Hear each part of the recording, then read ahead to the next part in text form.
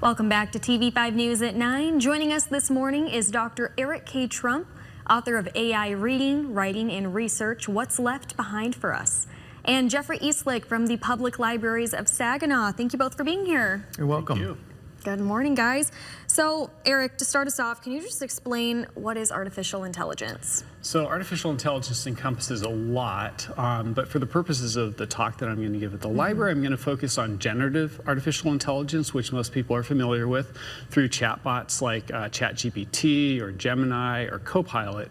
And essentially, this is an artificial intelligence that will take natural language questions that you pose to it and provide answers both in text form, but also in music and images. Yeah, just a little background. We are talking about Erik's upcoming lecture at Hoyt Library, focusing on artificial intelligence and popular culture. And just going over the topics and aspects of AI we can plan to hear at your lecture. Let's dive into those a little bit. So the premise for the lecture is artificial intelligence going to just kind of eliminate our need to read, write, and do research, which are things that obviously libraries are very focused on. People who go to libraries are interested in those. And so there's a lot of debate in the world at this moment about AI's ability to do all of those things. My premise is going to be that, in fact, there's plenty left behind for us to do. We are going to talk to Jeffrey in just a minute, but how are AI tools helping researchers? There are some benefits as well. Yeah, absolutely. So I'll talk about a few of those. One is kind of an interesting one. Some of us have pretty poor handwriting, for example, and historical documents are often kind of difficult to decipher. Yes. AI is pretty amazing at being able to, you can take a picture of some text, handwritten text, and it will transcribe it very quickly. So it can save a lot of time in that way. It can give overviews very quickly. So for sort of casual research, I think it's, I'm going to argue it's a positive. For more in-depth research, not necessarily. It needs a little more fine-tuning. All right.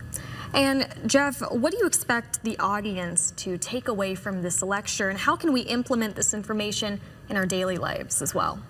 Well, I expect that people will have a better understanding of artificial intelligence and maybe a better idea about how to do research, and maybe if it's a student to write a paper, to do research effectively, that sort of thing. Awesome. What are you most looking forward to with this lecture? Well, I've heard Erik talk before, and I know he's a great dynamic speaker, so I know I'll be entertained and informed at the same time. Awesome. And Erik, remind us one more time when and where this lecture is taking place.